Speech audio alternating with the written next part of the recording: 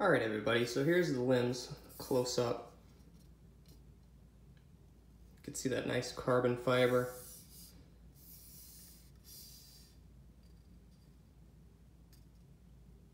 Now the tips are just a regular generic tip. The more expensive version of these, which is around $280, has more of a, it's sort of a skinnier rounded ball.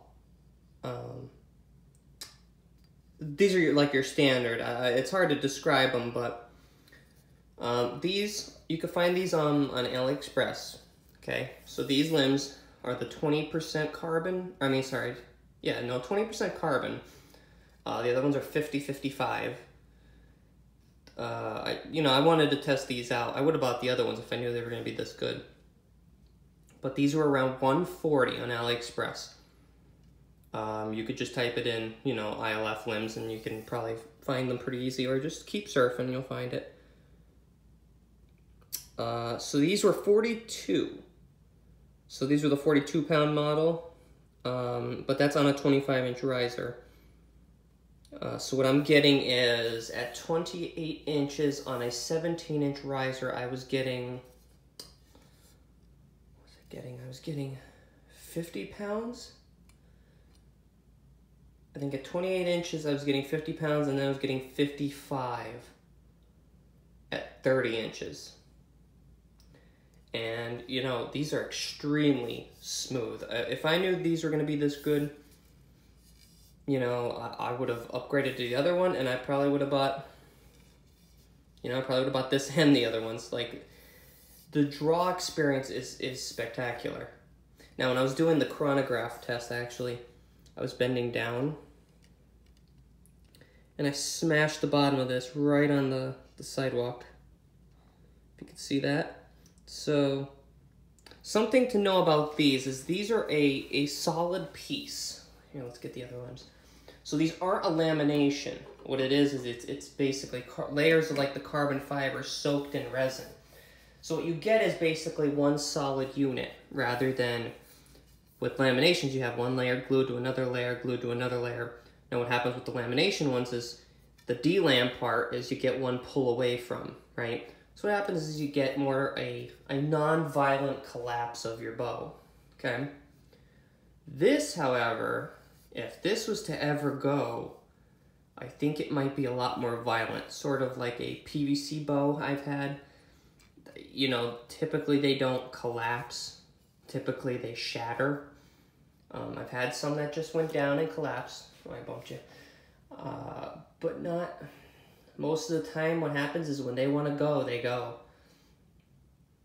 You'll have that with non-laminated wooden bows too.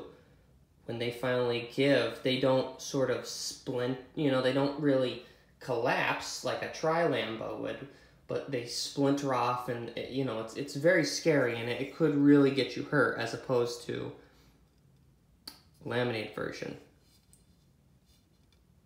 However, what you get is this very nice smooth draw with this. I mean, it really is smooth. And like I said, I drew it to 30 inches. This could probably go way further. It was not stacking at 30 inches. It was not, it didn't feel that heavy. You could tell just by the draw weight how much it's going up too, that it wasn't at that stacking point. Maybe if I went to 32 inches or 31, it'd be a different story. I could have tried it, but I don't want to push my luck just yet with these. And I put these on a 17-inch riser for a reason, because I wanted to see, basically I want to push these to the limit and see, because you could use these on a 17-inch riser, right? And these would be excellent for hunting. I mean, they look kind of bad for hunting. They really stand out as opposed to, like, say, camo limbs, because they also have this, like, reflective sort of looking style to it. So that's something to be aware. Like when you're hunting, if you're worried about the sun hitting your bow and and it reflecting off, that is something. But I mean, man, the performance is amazing. The smoothness of the draw, I am sold. I cannot believe how good these were. However, I don't know, it's not really this brand and these limbs that's sort of sold me on it. These are a copy of the, whatever you want to call them, Uukha limbs or whatever, which I did want for a long time. I always wanted them. I thought it was such a great idea. But I use heavier bows, and I use mine for hunting. I'm not an Olympic archer, so, you know, I always worried about what would happen at lower, you know, like a 17-inch riser or 19-inch riser, how this would hold up, and, you know, exposure to the elements and stuff like that. But I don't see any problems with this. I think this technology is really good. You know, even on forums and stuff, I never seen problems with the real ones. And these look identical. I mean, for being knockoffs, I mean, they are really nice.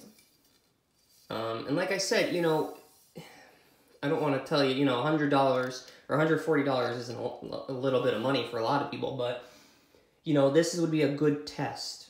You know, if you want to try these and not spend too much, that would be your best bet, rather than going and buying the other ones, which were like $280 and then being disappointed. And, you know, I don't know how much difference that, you know, all that extra carbon really makes. It probably does make a big difference, but yeah, I'm sold on them. I absolutely recommend these to anyone.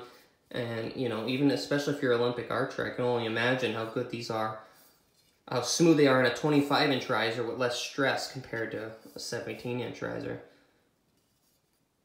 So yeah, I'm gonna I don't know if I'm gonna do it now or if I already did it, but we're gonna have chronograph footage. I'm gonna show you me shooting it, and I'm sold.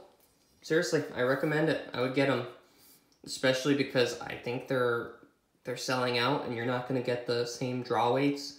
I already don't see the 42-inch. I mean the 40-pound, 42 pounds, and the 44 pounds. So if you see them pop up, I would buy them immediately, because you don't know how long it's going to take for these to come back in stock, and then who only knows what's going to happen with the future. Alright guys, that's it. I would get them if I were you. Alright, I'll see you next time.